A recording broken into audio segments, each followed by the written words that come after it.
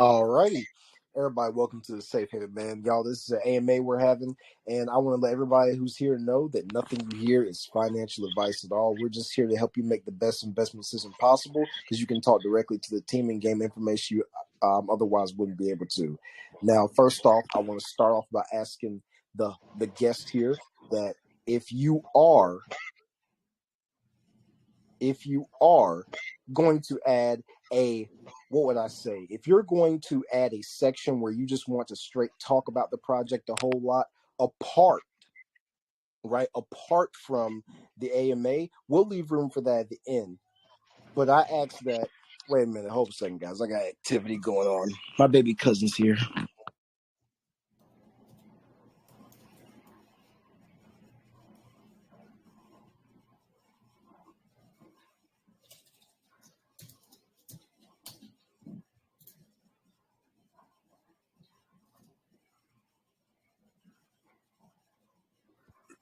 Okay, so yeah, like I was saying, my bad. But anyways, yeah, man, we're gonna leave time at the end where if you just want to add a bunch of exclusive things or drop any alpha about the project, you've got that at the end. But outside from that, man, just answer the questions with integrity directly. And the people who are listening, I ask that you would do the same exact thing when it comes to answering questions and everything else like that, man. So let's go ahead and get this started up. So tell us about yourself, man. How did you get into this space in the first place? Yeah, so I first got into crypto 2 years ago, and it was with the blue chips and investing and just understanding the space. That was pretty much when the market was at its top, at its peak. It was on the highs. So I made some investments, got wrecked. Then I started trading, got wrecked some more. Did that for many months. Eventually took a break from that and came back into the space about a year ago. Well, I was always stayed in the space, but not so much. I came back into the DeFi about a year ago. So that's when I got exposed to the DeFi world and also the startups and the small caps and the meme coins and all that stuff. So a year in that space brought me to understand and learn the games being played, the whole meme space, the fun gambling space, and the farming and the rugging and the scamming and the bullshit. From that, it brought me to learn and figure out how blockchain works and track and do more due diligence from there. So that's how I gained my knowledge of the DeFi space and the blockchain. And what brought me to this point where I've created this bot with partners to help people see what I was seeing. I know I could have been saved or earned more many, many times had I known what was going on the blockchain as it was happening and not after the fact. So after I get dusted or rugged or made bad choices or even not made an investment because I wasn't aware, I would only see the information after the fact when it was too late. So that's my time in the space and what led me to bring this information to the masses and hopes to help them save them or be smarter, be more diligent, have more information at their disposal to make more informed decisions. Man, good words. I like it. All right, so let's get more into the project, man. So tell me, what is the centerpiece of the project? Like, what's the problem you guys are trying to solve? So the problem is people trying to trade safely, I guess, or even just gamble in a safer space because it's pretty wild. So the problem we're trying to solve is not everybody understands how to read the blockchain, number one. So we want to try to provide that information to them in an easier way, in a way they can understand it or at least learn from it and be more fluent of what's happening by bringing that information to them. So we're trying to solve people gaining knowledge on how to trade And also, we're trying to solve the problem. Like I said, it's a time is critical. So even the people who are pretty seasoned or experienced and can read the blockchain, nobody really has time to monitor it or be up to date of what's going on in real time. So we're going to solve that problem by bringing that information to them in the form of alerts, so they can act quickly or in time to be a safer and smarter trader. So that's really what it solves. Provides a lot of information, whether it's for due diligence, whether it's for knowledge, whether it's for learning and understanding, to be a better trader or investor. Got you, man. That's what's up, dude. All right. So what is the main way you plan on achieving that goal? So the main way is, so we created the Telegram bot. The main way would be just to ensure that it provides value. If it provides value, people will see it and they will use it. And that goal will be achieved through mass adoption. So if the tool does a good job, provides them valuable information and is useful, then they'll start paying more attention, and it'll achieve the goal of them becoming smarter traders and trading, projects with more based developers, people who want to try to make a difference or even want to have fun, but in a safe way. So the way to accomplish that is give them the value, give them tools, give them information, and the better that is, the more they'll use it and the more it'll accomplish the goal through the mass adoption of doing just that, just using it. So we've added a lot of value for people to want to use it. And as they use it, it'll accomplish the goal of making them smarter, better, safer, and hopefully encouraging and trading the safer plays out there, and not so much the scumbag plays. All right, and I want you to go about how safer and helps them to avoid scams and potential scams. Talk more in depth with it in terms of like.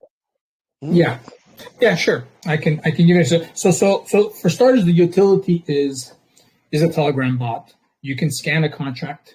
It'll provide a lot of information from that contract scan, the tokenomics, the supply, the team wallets, the market cap, the price. So it'll first give you a quick overview, a report of a lot of information on that project.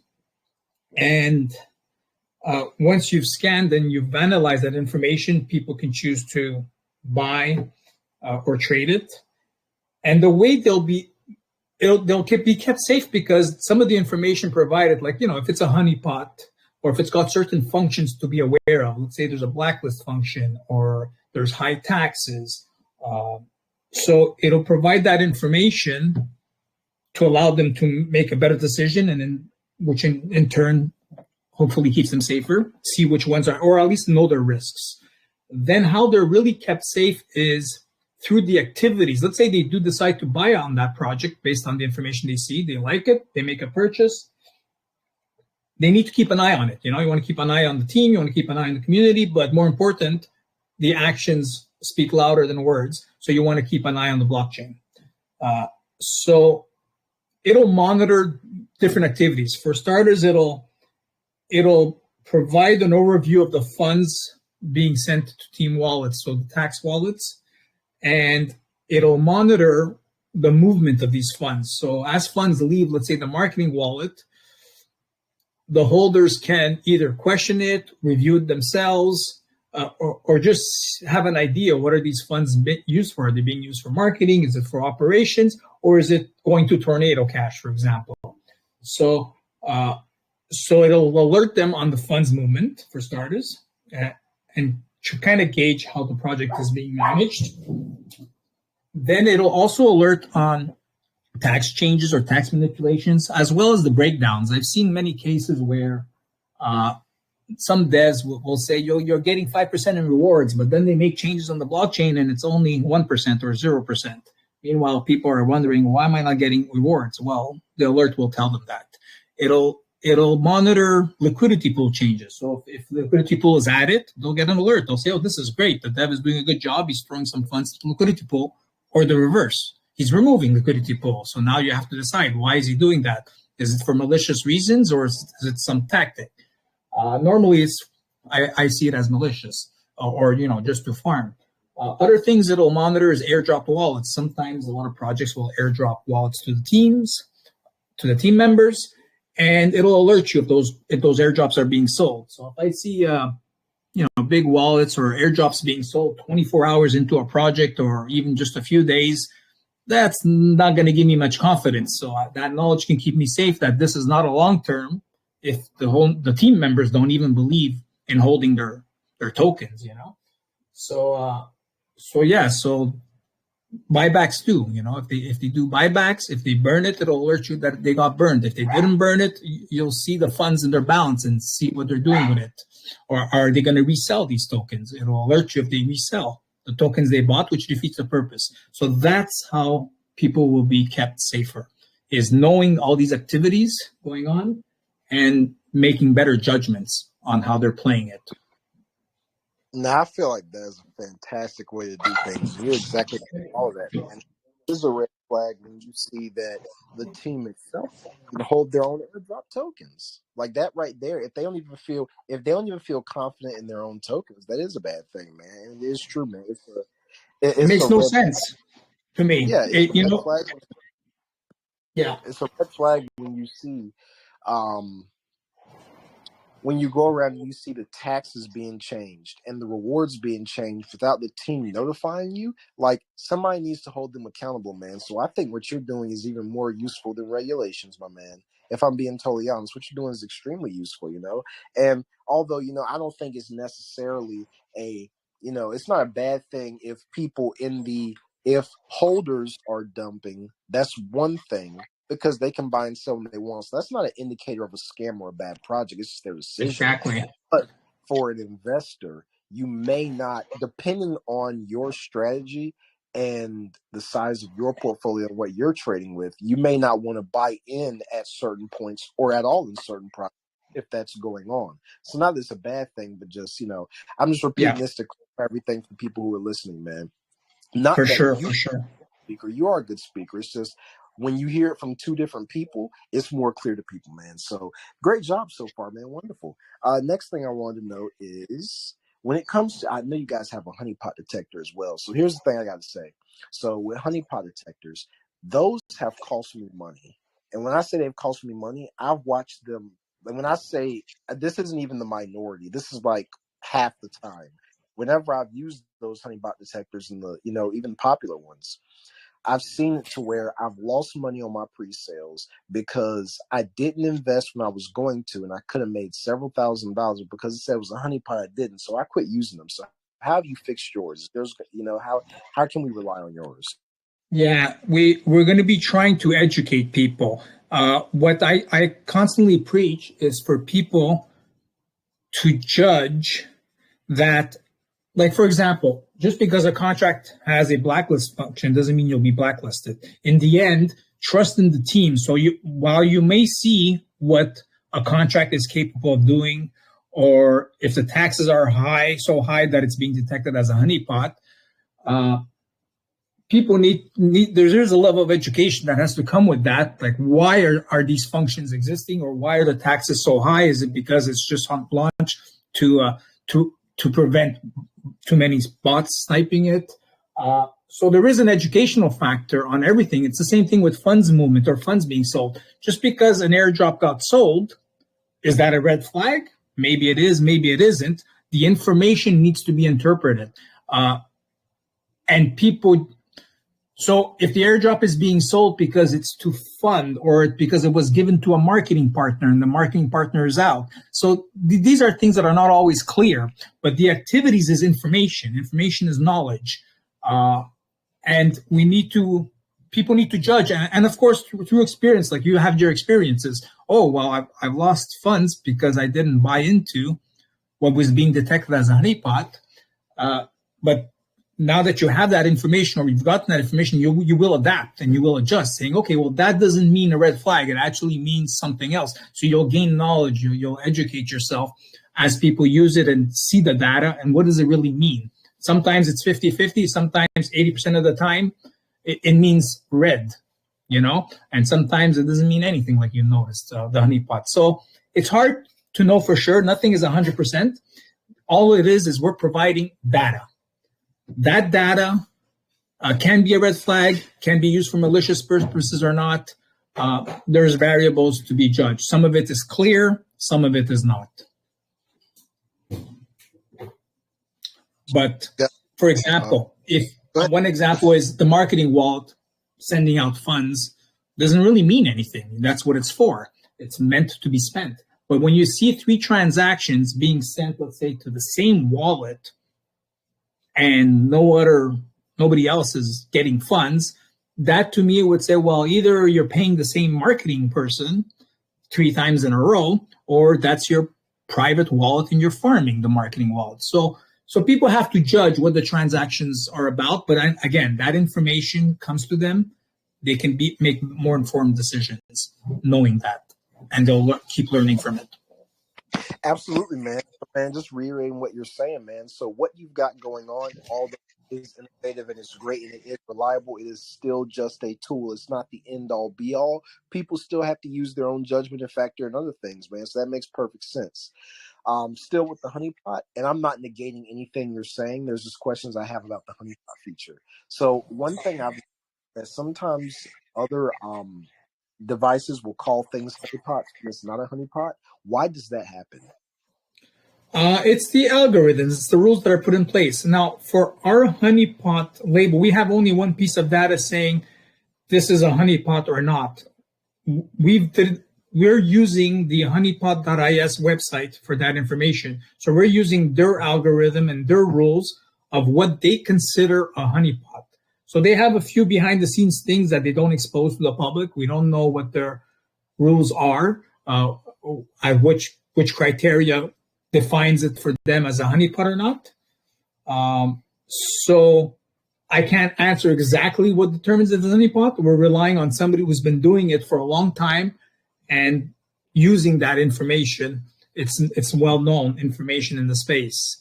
So that's what we're using for that. As far as the functions, we do that ourselves. We scan the contract, we look up all the functions, and we list them. We list the functions that have the potential to be used in the wrong way. So like I said, just because a contract has a lot of ruggable functions doesn't mean it's going to rug. And same thing, like just because the liquidity pool is unlocked doesn't mean it's going to be dumped. Or rugged. So that's how we define the honeypot. We're actually relying for that label on honeypot.is at the moment.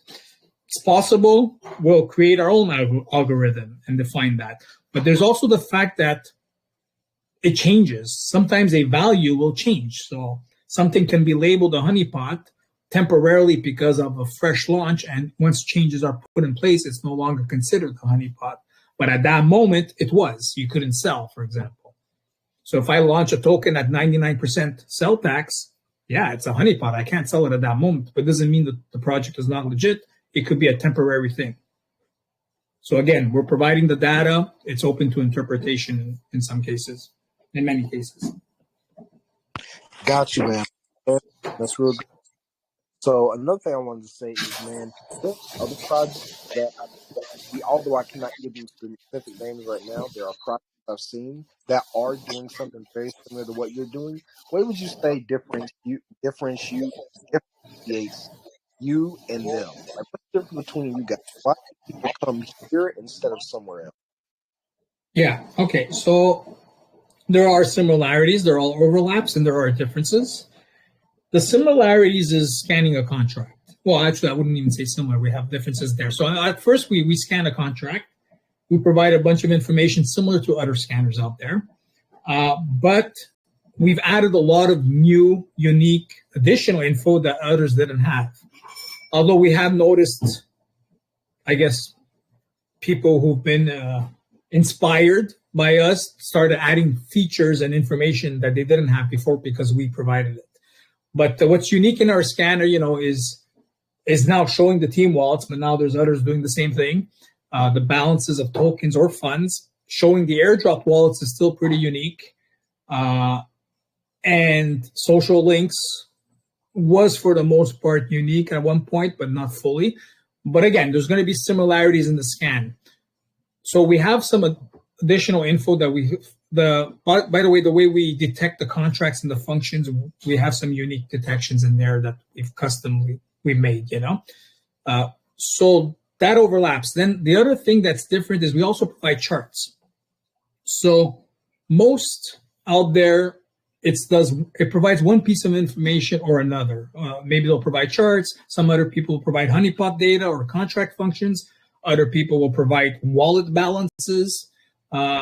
We provide everything. We're kind of like an all-in-one, which makes us also different. So we provide all the contract information, the social links, the team wallets, the airdrop wallets, the charting system. We'll also show the top holders with the values of tokens in their wallets, which is actually, I don't know if it's unique, but I haven't seen anybody do it yet, but not a hard thing for them to do if they want to add it. And we're also providing a lot of different functions. So what's unique is it's an all-in-one, but the extra info we're providing, but what's really different is the alerting system, the auto detection of the team wallets and the airdrop wallets and the contract changes alerts being sent to them, which is the main use case. So this is what we innovated on. That's how it started to be built, is providing these alerts to people. The rest were added on. It's like, yeah, let's give them some more info. Let's add some extra data. Let's show them charts. Let's show them tax summaries or reports, total taxes collected. These are all add-ons where there might be overlap, there might not. But that's what's really different, is the alerting system. Different tools out there have different alert system. Some of them not as user-friendly. Some of them it's very manual. You got to monitor the wallet yourself or figure it out yourself, which wallet is what. We also have the option for people to name their wallets. So instead of seeing a wallet address, if they want to label it with whatever label they want to have a reference point and keep a closer eye on that address. There's that too. Another unique feature we're bringing that's not out yet is a lot of the wallets will also have labels. They'll be labeled whether if it's a known caller or influencer wallet, if it's an exchange wallet, for example. So we'll be labeling these wallets again to try to help people better understand the data or dissect it. So saying that the marketing wallet sent 5 BNB to an address doesn't mean a lot to most people. Just means that, okay, money is being used or spent somewhere. But if it says sent 5 BNB to Achilles, it's like, oh, okay, great, or it's sent to Binance or it's sent to Tornado Cash. That label gives them that extra information. So that's also a unique aspect. I think I've seen someone kind of start doing it again. Like I said, we've been inspiring others. That was what I've noticed. Other bots to add some features that they never thought of or had before. So that's kind of what makes us unique. We're an all-in-one. We provide more data. We come up with our own innovative ideas, and we have this alerting system, which is the true value of the purpose and the use case of the tool, even though it has multiple use cases. Got you, man. So, what would you say the biggest challenge has been creating this project since this is your first time? The biggest challenge is, well, there's a lot to do, so time is always a challenge. You got to balance and organize yourself accordingly. The whole marketing space, I'd say, is challenging. I have a marketing background in the Web 2.0 world. But in the crypto world, obviously, it's very different, especially even in the meme world or the small caps world. So it's been challenging because, for one, is I need to experience and test things. And I'm one that I'm very analytical. I measure things. I assign values to things. In crypto, that's a little more difficult. It's like the crypto world has a lot to learn in some cases when it comes to marketing. It's just a different world. So I need to adapt. I need to learn. I need to adjust. I need to see what works or not. So what's challenging is figuring out what works or not. A lot of what I've seen, unfortunately, doesn't, or it has its purpose, you know. So what works for some types of projects will not work for others. It's very opposite. It depends on the audience, the type of project. Is it a community project? Is it a utility project, and so forth? So that's been challenging, and I'm exploring, and I'm going to be integrating Web 2.0 marketing initiatives into my crypto initiatives, as well as the whole crypto marketing space as well. So crypto marketing, you know, we got callers, we got AMAs, we've got shilling and rating and all that. But there are a lot of other initiatives I'm going to be working with. So that's been a challenge. But as I learn, I'll be more fluent. I'll know what I can rinse and repeat. So if Twitter raids is effective, or AMAs, I'll do more of those and give it that more focus and search out and seek out those marketing initiatives. So yeah, so that's been a challenge, I would say, is how to attract the right audience and where to find it in a way that's efficient, in a way that provides a return on investment, versus just blindly doing things and gambling away your funds, your marketing funds, you know, which is, I think, what a lot of people seem to be doing. It's a chance, and maybe it works, maybe it doesn't. I got you, man. And you know, so speaking of funding, man, you know, anytime you run a project, man, and this is something that a lot of people don't like to be asked, I'm assuming, but it's something it has to be talked about, man. So when it comes to funding, man, so outside of, you know, if your project doesn't take off the way that you want it, and you're not making money from the project the way you want it to, how can we ensure that we're going to have money to be able to run the project properly and market the project properly when it's prime time, we're in the bull run, you know? Because a lot of people just say, you know what, I'm making this project, the project's going to make me money, but what if it doesn't make you the type of money you want it to, just relying on the buys and sells, the taxes, to make you money? You know, you got to have extra money on the side just in case. You got to have an extra source. So what would you say to that? So yeah, so when it comes to funding, for starters, we're a core team of 4 members. None of us requires any funding for us to do our work. We're all doing this with our spare time as an effort for future purposes, for future earnings. As far as funding operating costs, we've worked very hard to make our operating costs efficient, while being capable of performing and scaling accordingly as our user base grows. So we think that's very manageable. And we do have a tax allocated for operating costs, which at this point we haven't even we've used. Plus we funded it out of our pocket initially to begin with. You know, a lot of the operating costs, buying the servers needed or setting up certain things, we funded ourselves. So that's for the operating costs. And ongoing, of course, we are relying on the tax for the initial to get things going. For the marketing funding, when it comes to marketing, we're relying solely on taxes at the moment as well. But the adoption of the utility is where the focus is. So if this utility is useful, helps people, everybody's going to want to use it, and it can be used in groups, in channels, in private groups, in DMs.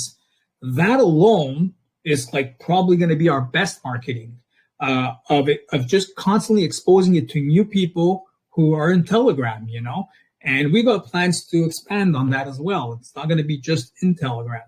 So that alone is going to market our bot. As people see it, they'll say, oh, look, there's even a token behind it. Maybe it's worth investing. Or wait, there's additional features I can get if I hold some tokens. Maybe I should buy some tokens.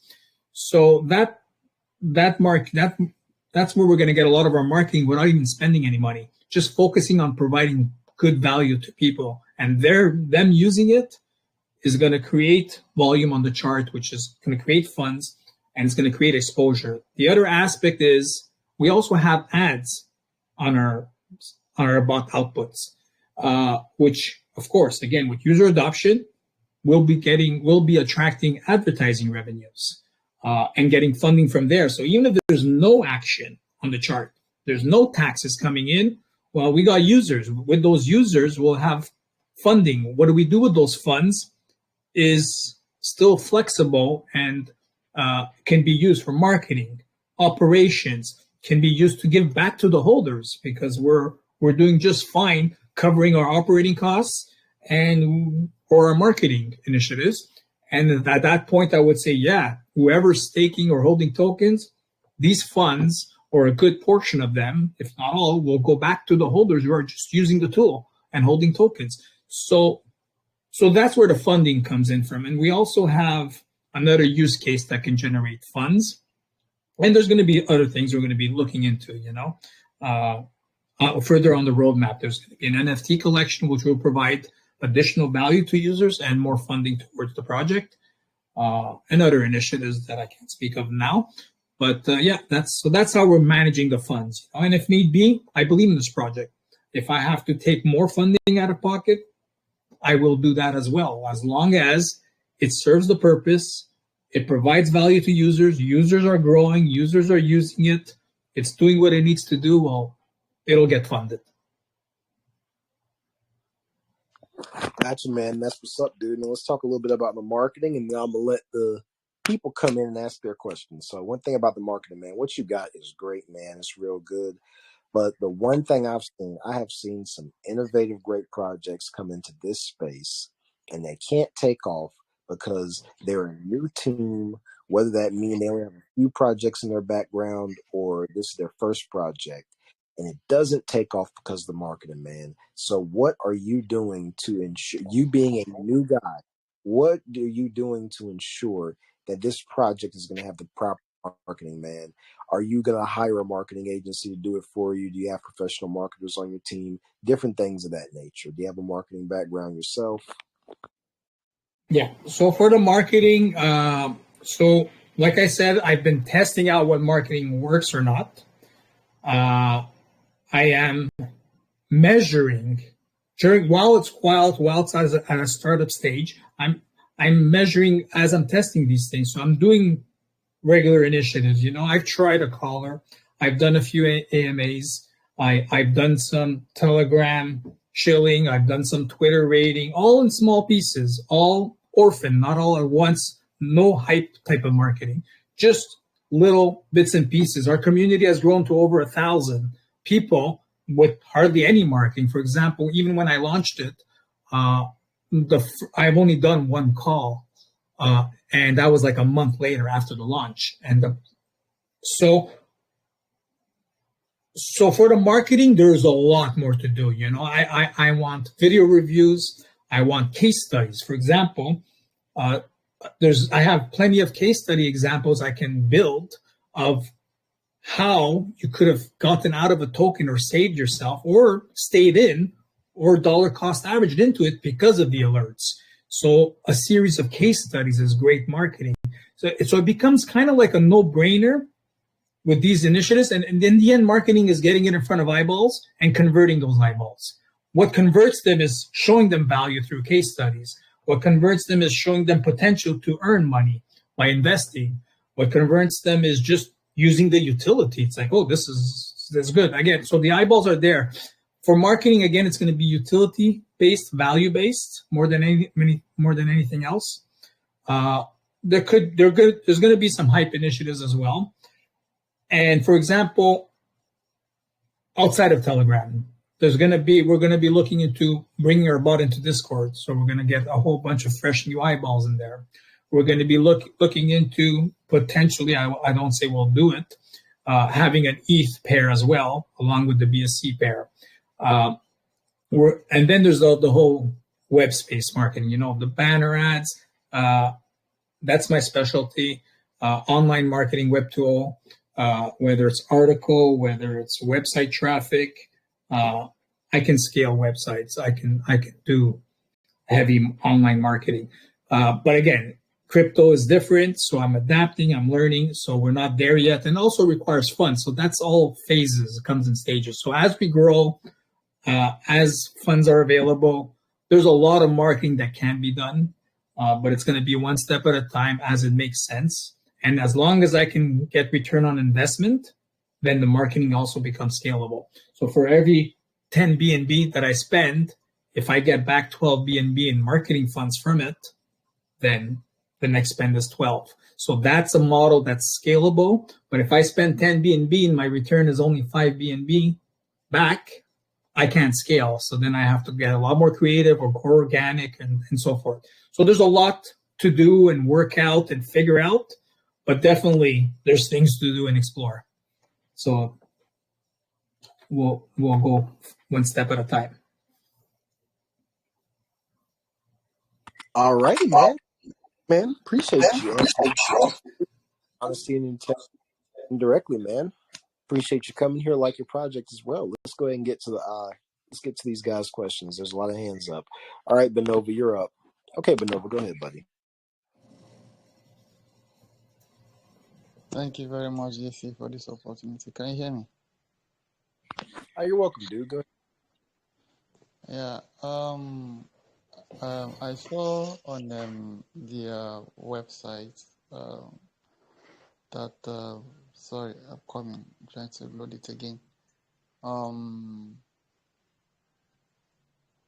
your vision statement, sorry, you said you will to make trading safer by empowering the investor with data to help select legitimate projects while avoiding scam. I want to know what will be the duration of the data, like the data that you'll be providing to these investors, like how will I put it, like the duration of the data that you've collected, to help the investors make their choices. I want to know what will be the duration. I don't know if you get my question. I think so. Well, the duration for the data, it's always fresh, it's new, it's live, it's constant. So there's no real duration. So the data that we have, an investor, first of all, asks for a report on a project. They'll get the initial data as it is live at that moment that they ask for it. Then they'll continuously get new data. They can continuously update their reports, their scan, and provide up-to-date data at all times. So it's live data. It's real-time, up-to-date data. And the alerts that we're sending people, it's activity that is happening at that moment. So a transaction from a project developer that he performs, the investor will get the alert. So I'm not sure if I understood your question, but it's not static data. It's not that it's old data. It's always real time, live information, straight from the blockchain as it's happening or as it's available. Hope that helps answer your question, if I understood it. Yes, you understood the question. My second question will be concerning the bot. I want to know if you'll be implementing the bot on other platforms like the Discord. I don't know. Yes, one of the things we're looking to do is, apart from adding more chains support, we'll be looking to bring this information to other users on different platforms. The one that we are targeting first would be Discord, because there's a lot of communities in there that could make very good use of this information and data as well. So where the users are, we'll try to bring them the data. Okay. Thank you. You've answered my question with sincerity, Dan. And thank you, DC, for this opportunity. Thank you very much. Sure. Yeah, man, you're welcome, dude. All right. Let's go to I like this guy. Let's go to guest speaker. Okay, buddy. I'm hopping off and I'm gonna let you take over. Your mic is unmuted. You can go and ask your question. Guest speaker, you are live. Hi, can you hear me? Yes, I hear you. All right. Great presentation, man. It's been an awesome listening to you. and thanks for this opportunity. And I want to know, now your project is strictly making a safe space for everyone, both in BSC and Ethereum. Now I want to know, have you put degen investors into consideration in your bot? Because some investors properly like to play degen plays. So did you design your bot to be able to distinguish between degen plays, long-term plays, and short-term plays? No. So a project is a contract is just a contract. There's nothing on the blockchain that can tell me that this project is meant for long term, or it's just a degen fun play, or a short term, or even if it has a utility. So all it does is it'll provide community links or website links if that data is available, and it'll provide data on the contract. But yeah, there's nothing to label it that it's a short-term play or degen. What we can do is, if in the future, let's say, people define that in their contracts, then we will show that information, But yeah, we don't know. We can't tell. Yeah. I think so, but incorporating it into your bot can actually give it an edge over all other bots. I don't know if you understand. What edge? No, I didn't understand the question. So you were talking about giving it an edge. In what sense? Like making your bot identify a contract. I think you cut off, but I think what you were saying is, go ahead. You had cut off if you want to re-ask. I said putting that into consideration in future will be a big edge for your bots over all other bots. Yes, it would be, but we need to make sure we provide accurate info, so we don't want to play a guessing game. But that's something, if ever we find a way to ID or label it, or at least give some indication, that would be good. Yeah, that's definitely awesome. And I also saw on your white paper that you stated that if teams do not feel comfortable adding the bot into their TG, it's considered a red flag. Now, how can you convince a project owner or project investors that your bot won't act as a security threat or maybe a bot to alter their algorithm in their ecosystem? On the security side, I'm not sure what the question is, but the first part where, we say it's considered a red flag because the data is already there. Why not show your community, especially the ones who don't understand it? And why only savvy people should be allowed to know or see what's going on with your project? It's like, if you're a public company, your books are open, your expenses and revenues are open. So yeah, so we're trying to encourage developers to use it. That's the first part. By, the data is there for them. Let people see it in real time. Don't let them dig, or don't only let the savvy people be aware of it, while all the other innocent investors or less knowledgeable investors are not privy to that information. On the security side, I don't understand what the question was for the security, meaning if they have it in their group, could it be a security risk? Yeah, I was asking, how can you convince an investor or project owner that your bot is not a security threat to alter the algorithm of the ecosystem? Oh, I see. Okay. Well, in the end, it's just a bot. It does need some basic privileges, only privileges to be able to post messages. So in order for the bot to, and it's a common thing, so we don't need any elevated privileges. The bot does not have access to delete messages or invite admins or anything crazy. The only thing it needs to be able to post messages in order to provide alerts or charts or scan reports. So the security is just that. The dev owners or Telegram owners need to understand administrative permissions to feel secure or not. All right, great exchange, you guys. Good work. Great questions from him, man, and great answers from you as well, dude. I like that. Let's keep that momentum going. All right, let's go to, speaking of momentum, let's go to Sujay. All right, Sujay, go ahead, man. You're up.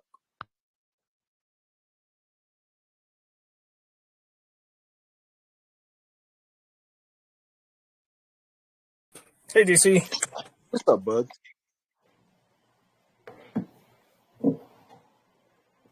Hey, Sujay. Hey, Dan.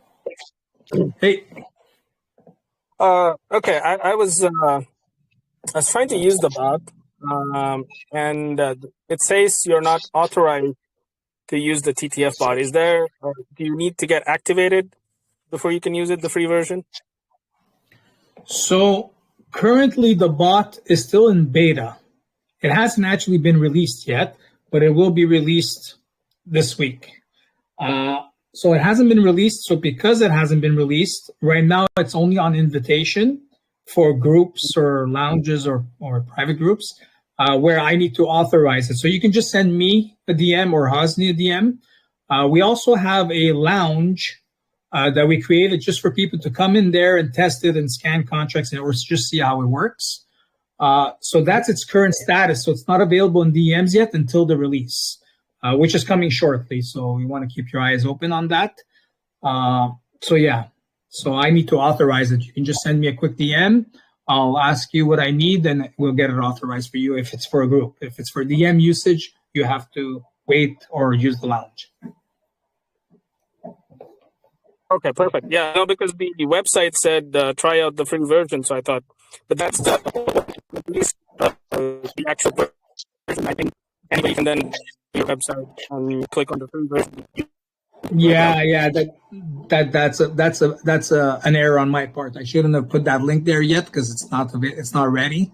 I wanted to put coming soon, but I didn't do that. So that's my mistake. No problem. Second question is, you're pulling up social links when I scan a contract. Now, this information is not available on the blockchain. So where are you pulling it up from if that isn't confidential? Well, actually, we are getting it from the blockchain. So we're pulling that information from the contract itself. So, it's not always there. We will be pulling that information actually from other sources as well, because we want to try to provide people as much useful data as possible.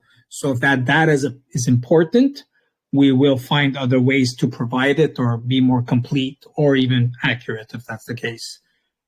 So we are pulling it from the blockchain at the moment. Right. Yeah. If it's in the contract, then it's great. You're pulling it from there. It's accurate. But if you're trying some other method, why I asked that question is, I'm thinking somebody might try to inject a URL which takes you to a phishing site, and that gets picked up by your bot. So it could lead users to a totally different place. As long as you're pulling it from the. Of course, wherever we get our data, we need to be diligent in where our data sources are coming from. And it's either coming from reputable sources that are known and widely accepted, or from the project owners themselves because they're publicizing it and we're picking up that data. So but most of the data is obviously accepted data and known data. It's reliable. But we're always diligent for that. Perfect. Yeah, I like it, man. It's a much advanced version of the TG bots that I've seen, especially with the ability to pull up charts so quickly and stuff like that. So yeah, good stuff. Thank you. Appreciate it. Yeah, thanks, man. Man, that's good work, Sujay. I really appreciate you, bro. Sujay is always coming in with the fire, man. He's always doing it. We appreciate that. All right, let's go. Another guy will ask a good question. Let's get CC up. Okay, CC. Thank you very much, DC. One question I wanted to throw in quickly was concerning, usage of your bot in launchpads, right? So you can think about a project that you want to find out that is a scam or something, and then this project has already gone to a launchpad, right? Then it's already on the pre-sale. Now the question is, how would you plan to still use your bot? Well, how would the launchpad itself use your bot to, detect those scams that are already live on your pre-sale, right? So is it kind of like will be integrated on the launchpad or something? How would people feel determined that this is a scam when it's already launching, right? It's on the pre-sale. Yeah, no, that's a good question. Right now, we scan only contracts that have been published and verified. So if a contract that is in a pre-sale, it might be published and verified, but it has potentially no liquidity pool in it yet. So at the moment, if a contract is not published on the blockchain and or not verified, therefore we can't see the code, we can't really report much on it. And we don't want to play guessing games or provide, incomplete information. We want to try to provide as much value as possible. So we can't scan unverified contracts. We're looking into potentially doing a mini scan where we'll provide maybe some basic information, even though it's not available, but some other information might be. So people might get a mini report to give them an idea. So we could only scan right now verified contracts to provide all the data we're providing. We're looking into maybe potentially providing less data when the contract is not verified. And the other part is we're only scanning live tokens, meaning they are tradable and they have liquidity pool in them. So if the liquidity pool hasn't been added as well to the contract, we're not going to scan it because we don't want potentially people buying something with no liquidity pool or that's not tradable. And also because, again, we'll do that maybe as a mini report, especially if something's about to launch and some people maybe want to keep an eye on it, even though the liquidity pool hasn't been added yet. But at the moment, if the contract's not verified and no liquidity pool, we can't give you a report. We can't give you all the information we're providing. Yeah, interesting answer to that question, man. I was so actually thinking, when you talked about smart contract, and I was thinking sometimes developers could actually, they could make mistakes during writing the codes, and even if it's verified already, they've gotten their audit, then sometimes they may want to alter the code, they may want to change, or perhaps there may be some change in ownership, and then they actually change every detail of the smart contract. Now it's a new kind of like a new utility, right? Now, since your bot have already verified this as a good project, and now the smart contract is changed, all details are being changed, is the verification still gonna be valid, or they will have to revalidate again or something like that using your bot? Yeah. So because information can be changed, people will rescan. The same way charts change, you have to keep looking up the new charts every day. So can contracts change. So can variables in the contract with all the functions they have at their disposal. This is why we added the alerting system so that people are aware of these changes. So if somebody were to change the taxes, they'll get an alert. If a dev were to start blacklisting wallets, they'll be getting alerts every time a wallet will get blacklisted. So certain actions, all contract actions, basically we're monitoring, and we're alerting the users who have the monitors enabled.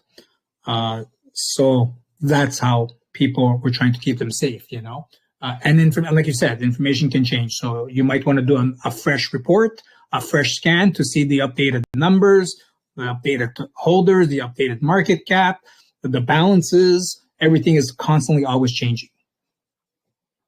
Interesting, awesome. It's pretty good to see how you guys have actually reorganized your bot to actually control these procedures and stuff like that. It's good stuff, man. And yeah. And Great, thank you. Thank you, DC. You are welcome, sir. And man, see, and this is the thing, man. Anytime that you see a community that can just keep on asking good question after good question after good question after good question, that's how you know you've got a good project on you. Because in order for people to be able to ask good questions, they got to have something good to ask about. You know what I'm saying? Let's get somebody. Yeah. Let's go with Goga Vita. Okay, Goga Vita, let's go. Let's have a good first impression.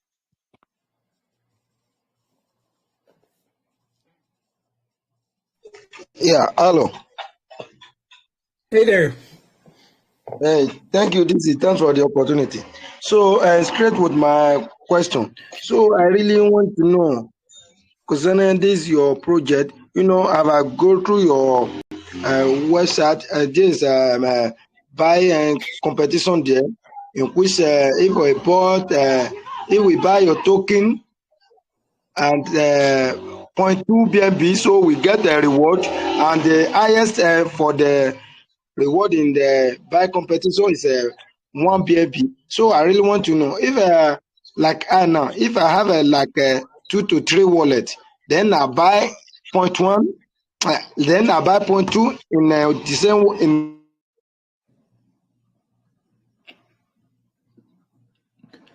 What you can do, Gold, Yeah, sorry, sorry. keep going, or you got cut off. But I think I understand your Okay, question. so if I buy 0.1 and 0.2 in one wallet, then in the other wallet, I buy like 2 BNB. So what are the criteria for me that the reward?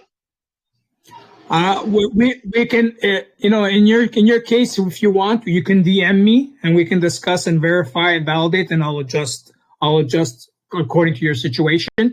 But generally speaking, it's the competition is for only one wallet can win one reward, and you'll win according to your buy. Now, if there's something to add up or merge or verify, just send me a DM and we'll work it out. Don't worry about it. I need to validate it, and then I can explain to you what your specific situation would be. Okay, thank you. And DC, can I go with another question? Yeah. Yes. Okay, so my another question is there any referral program in this project?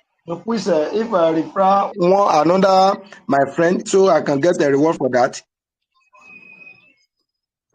I didn't understand. If you want to make another purchase, like I said, only one wallet. Referral program.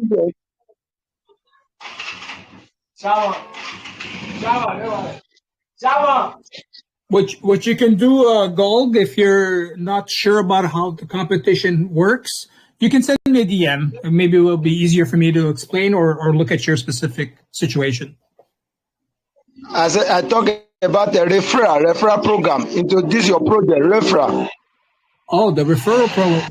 Well, no, we don't have a referral program at the moment. But feel free to help your friends out and tell them what such a great project TTF is. But there's no referral program at the moment. Okay, thank you. No problem. You're welcome. Good work, guys. Good work. Let's see. Let's go to Yukamin.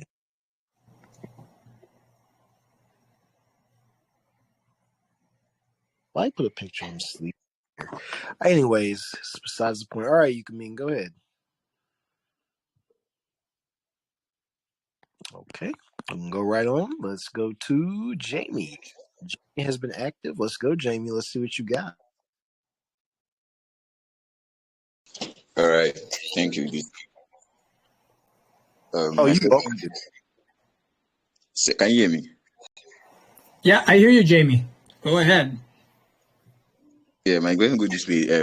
Why do the team limit the max transaction and max wallet? And how do you intend to prevent a single investor from owning a large percentage of supply and hence the possibility of price manipulation? If I understand correctly, you're talking about the limits and what they might be or what we have in place. I'm not sure if that was your question, or how to prevent big sells. Maybe is your question. I didn't really catch it all. Why did the team limit the max transaction and max wallet? Do you get me?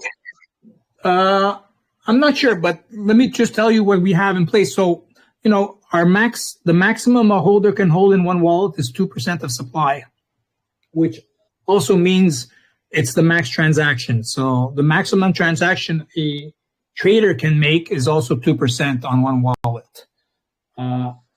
It's actually also been hard coded in the contract, so we cannot change it. I cannot say I can exclude a wallet. Wait, sorry, I'm giving you an inaccurate information. But basically, the way it's set up right now, we have a max wallet of 2% only. So trades can be done at a maximum level of 2%. So nobody can do a transaction more than that by selling tokens on the market. Yeah, okay. So sorry, if I'm to ask, why investors get informed about the changes of the tax before it probably gets changed? For the tax, the way it's set up is the contract. So as there's volume buys and sells, the tax that's applied, which is currently 10%, is accumulated in tokens, and when it reaches a certain threshold, it automatically sells whatever that threshold is set at. So the reason for this is funds are needed in BNB to begin with for marketing or operating costs or whatnot. I put it in an automated way because I want it to be transparent. I don't want to be manually controlling. I would also actually always feel bad to sell the tokens after somebody just made maybe a big buy or something and manually say, oh, well, I need some marketing funds to pay Achilles. I have to sell some tokens. And I actually feel it's wrong for me to sell any tokens on my users, especially when I'm telling them to buy or I'm telling them this is a great project and we're going places.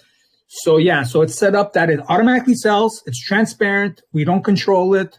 We just control the threshold that we think is healthy or adequate for the chart. So that's how it works. Thanks. Sorry, lastly, how do I know the exact number of airdropped wallets with the address of the wallet? Probably. I don't know if you understand me. I think, if you're talking about the airdrop wallet, so when we launched the token, we sent 90%. I meant how do I know the exact number of the airdrop wallet? If I want to know. Oh, well, it's on the blockchain for starters, but we also report that information in our scanner. That's one of the pieces of data we provide. So the report will show just the first 3 airdrop wallets, but it will also report the total if there's more than 3. It'll show you the balance of tokens in that wallet. And of course, if they sell tokens, it'll show you the new balance on a rescan, and it'll also show you the alert when that sell happened. And anybody can see this information on the blockchain. So we provide that easy for them in the Telegram as much as possible, and we notify them of changes. But that information, anybody can query the blockchain themselves if they're able to or they know how. So we can't hide that. Nobody can really hide that. And we report it to people because a lot of people don't know how to see this information. Yeah. All right. Thank you very much, Dan. Thank you. You're welcome. Thank you, VC.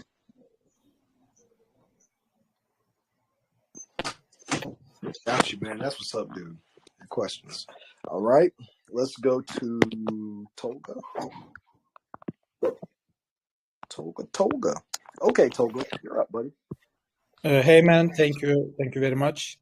I will focus on notification and report mechanism. Let's say I am not so adapted with the trade bots, but I imagine that notification mechanisms do not go so distinguished.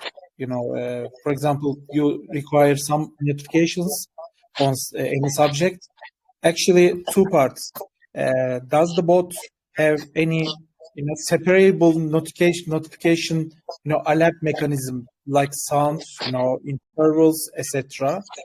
And 2, for example, I am such a guy, I miss a lot of notifications in any other apps. So will there be, or is there any the report mechanism at the end of the day to summarize that what I have missed during the day? That's my question. Thank you. Okay, so that's a great question. So as far as I think your first part was kind of distinguishing or being well aware of what the notifications are. We try to provide and word it in a way that this wallet, and we put the label, let's say the dev wallet has sent X amount of BNB to this wallet. So we try to explain or provide it in plain English to the user what the transaction is about. Sometimes we elaborate on it. Sometimes we'll give a suggestion to try to educate people. So that's the first part, if I understood, is trying to maybe distinguish different alerts. As far as being able to not miss any, or see a whole overview, the use case for the investor or trader who wants to monitor their holdings should be used in DMs with the bot. So basically, it's only you and the bot in a conversation with all your scans and all your alerts. Now, if you're monitoring 5 tokens that you're invested in, every day you come to your Telegram and you'll see they're all there, the alerts. But as far as being mixed between 5 different tokens and different scans and charts, maybe you want to backtrack. An easy way to do that, so we don't have a way to just summarize it all for you in one place.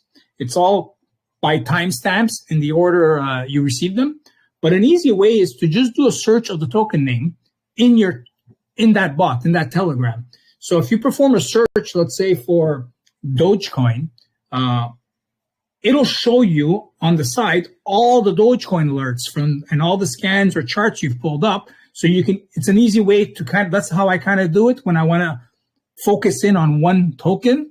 I just perform a search of that token name and boom, I have all the alerts nice and listed for me that I can go through them and backtrack what happened 3 days ago or a week ago.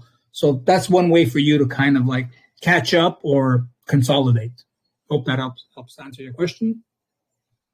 Thank you. I got that second part very, very well. About the first part, I mean that, customizing alerts, sounds, etc. It was about. Okay, that's very, you figure out something very useful, I suppose. Thank you very much, and good luck. And thank you, DC. You're very welcome. Some questions, bud. Questions. All right, let's go to Flavy Ghost. Okay, Flavy Ghost. Go ahead, sir. Thank you for the opportunity. Man, my hands will start to pain me. Alright, my first question about the project is your bots. I tried using it and Sujay had asked already, so I want to ask, at the end of it, there was a disclaimer there. Can you hear me? Yes, I can hear you. Go ahead. Okay, yeah, there was a disclaimer that the results of the bot are not 100% accurate. So I want to ask you, the dev, is there like a percentage or accuracy ranking on your bot? And also, what situation or should I say context made you realize that, the bot is not 100% accurate? And what situations would we actually need to know that these bots are not accurate in the predictions? Or okay, no, okay, let me answer that. So for starters, we're not really saying it's not accurate. We're saying, this is an automated report. Do your own diligence. It's not financial advice. And we're just reporting the data. And the data is coming from potentially different sources. So to the accuracy of that data, it might not be 100%. In many cases it is, because in many cases it's basic blockchain data. But there could be a glitch. So let's say we're calculating our own market cap, or we're grabbing the market cap from some third-party API service. Let's say we're taking the data from Dex Tools, and Dex Tools is providing inaccurate data. Well, then we will too, because that's where we're getting the data. If we're doing our own math calculations, there might be a glitch, maybe in some contracts where it might provide inaccurate calculations because of some variable. But we are constantly looking at this data. We're constantly accepting feedback and correcting any glitches or any anomalies with certain contracts that we see if it doesn't grab the data. But in most cases, it is accurate because it's just clear data. But in some cases, like I said, there might be miscalculations because of XX reason or unknown reasons, or because of the source where we're grabbing that data might be also inaccurate. So that's why we say it's an automated report, and you still got to do your own research if you want to cross-reference it, check it, verify it. Nothing is ever 100% in automation. A lot of times there's All dependencies. right. All right, thank you. My final question is, the crypto space is always evolving with, different methods of creating blockchains and smart contracts and the rest. And in order to ask my question, I want to bring us back to early last month during the anime token trend. I don't think if you remember.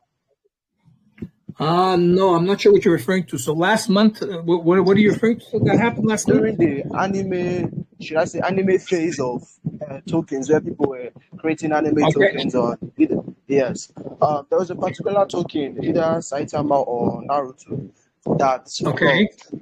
And then it rocked a very high market cap, like about 600,000. And then Yeah. people were confused because the liquidity was locked, a contract announced, and all of that. And then I think a space on Twitter I was there, and they were talking about something like bugs, where contract deployers can fix a bug, come out like a very verified contract, and by the end of the day they will still be able to manipulate it somehow. So is your bot advanced enough to check something like that? And also, this might be a bit of a suggestion, but do you think you would like add a feature whereby contracts that the bot has analyzed, be displayed, but there are some, if there is a sketchy, a sketchy part to that contract, it'll be some kind of a coding or a color code for it. I don't know how to put it, but it's something that I just Yeah, like to I think I know what you mean. So Yeah. as far as us defining the meaning, so like I said, we report the data and the functions that a contract has. We report changes that happen throughout it. We try to detect as much as possible. There are sneaky ways. There are many ways a development team can run a project, whether it's through blacklisting, whether it's through high taxes, whether it's through removing liquidity pool, whether it's through some other bug on the contract or hidden feature. So we try to report as much as possible what we can see. We try to keep people up to date with the alerts. But in the end, there's always still a trust factor in the team behind it, that plays a critical role too. It's not just on the contract. And a lot of times contracts are ruggable. So there has to be a trust factor because there's so many sneaky ways people can do it. But that's why we're providing that data so people can be more informed of what's possible, what's not. They can even question, it's like, oh, I noticed you have this function in your contract, or you've made this change to your contract. You can question the development team and say, what's this about? Can you provide some answers? And then you can judge if that information is, proper, is acceptable or not to you. So it's not 100%. And as far as labeling the colors of what's high risk and what's not, in the end, we're giving warnings on the functions that can be used and can be risky, but we can't really say, oh, this is really risky, don't touch it. Like the example in the beginning of the EMA, a token, you scan it, it's reported as a honeypot because the taxes maybe are set so high, so you can't really sell it. So if I tell people, oh, don't buy it, this is a scam, it's high risk, I can't give that kind of advice. I need people to judge for themselves because maybe it's temporary. Maybe there's a reason why that high risk feature is on, or the blacklist is enabled. So for us to classify it, it's kind of like us passing judgment, or we don't know what's going to happen in the future. So we're just going to say, okay, it has a function. Here's a warning. It has a blacklist function, or warning, it's a honeypot at the moment. You can't sell it because the taxes are too high. We can't say red or don't buy. We just want to make sure they get the warning. And different people see it. Some people will see it as red. Some people might say it as yellow. Other people will say, no, this is no problem at all because I know it's temporary. So I don't care that it's 99% tax. I'm buying this because I know about the community or the team. So but we're gonna try to provide as much data as possible, but it is often open to interpretation in some cases. All right, thank you. Do you think, or rather, would you be working on the efficiency of the bot in the near future to be able to detect this certain, should I say, high grade bugs on these contracts? As the crypto space is evolving, I think you should work on the efficiency of your bot as well. Well, what part? Because currently, uh, we're in beta and been doing a lot of efficiency improvements, and it's very efficient at the moment. We're currently in about over 300 groups. Our bot, as it's been in beta and through invitations, has done over 60,000 scans of contracts, not counting alerts and charts and everything else. And people are saying, and we've been doing a lot of testing, it's very fast, it's very efficient during this stage. But we're also setting up ourselves with the proper resources to be able to scale, to be able to adapt to user growth, and we will adjust and continue to adapt to these things. So yeah, efficiency is important, if that's what you mean. Currently, it's working very well, and we're still constantly improving on it, even though it's working very well. We're still optimizing. Good answer, man, and good question as well. Let's get to some comment questions, all right? Let's go to Thofan. Will all features be free?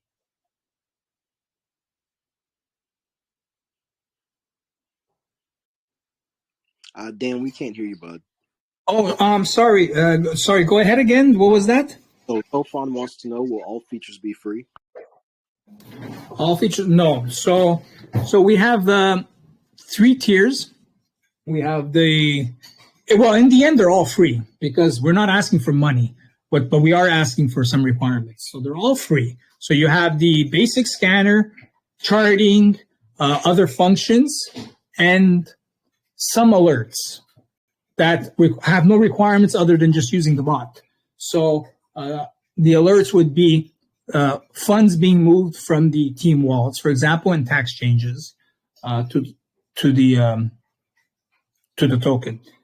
The additional features would require somebody to be holding some tokens. So other advanced alerts is airdrops, wallets, selling, contract changes, liquidity pool removals, and such. Those require people to hold a certain amount of value in tokens, which is currently we have it set at $200. So if you hold $200 worth of tokens, you will be able to get those alerts.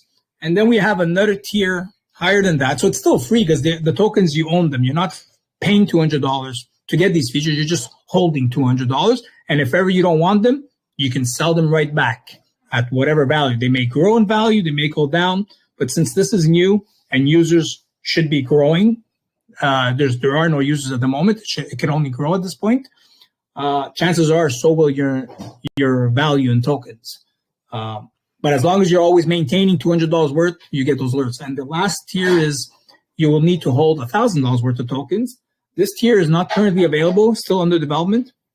The only difference is it's the same features, same alerts, but it will provide labels on the wallets. So all the transactions between wallets, we'll be attaching labels on them to say if it's a caller or an influencer or an exchange. So that's the additional extra value that tier gets. Gotcha. That's what's up, man. All right, so this next question is going to be a yes or no answer. So Ice Crypto wants to know, will there be a D app or is it just going to be a Telegram bot? For the moment, it's just a Telegram bot. Our next step is Discord. There's nothing I can disclose as if it's going to be a DApp at this moment. It's a possibility. Let's go to Thiago's next question, and that is, what are some difficulties you guys have faced on your roadmap?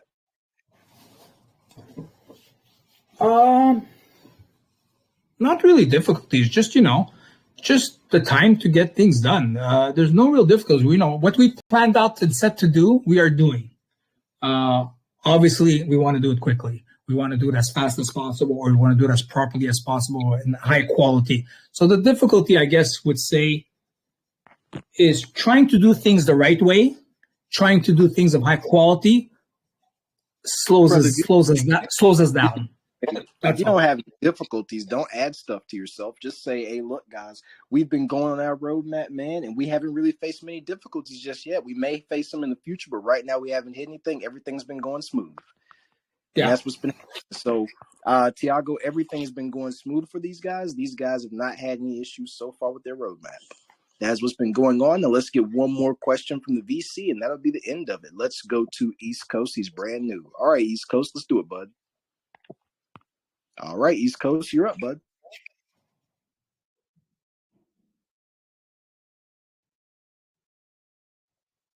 East Coast, I'm going to give you 3 seconds. 3, 2, and 1. Now let's go on to Dwicky. Okay, Dwicky, you are up. Go ahead, buddy. Let's hear from Dwicky.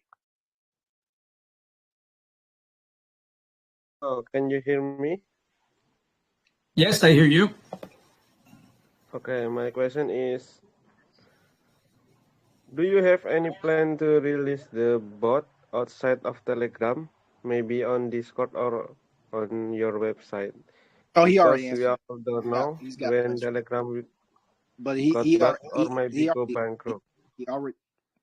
He had already answered that one, bud. He did say he was going to. All right, so let's go to someone else. Let's hit up Ziggy. Okay, Ziggy, go ahead, brother. Your question is up.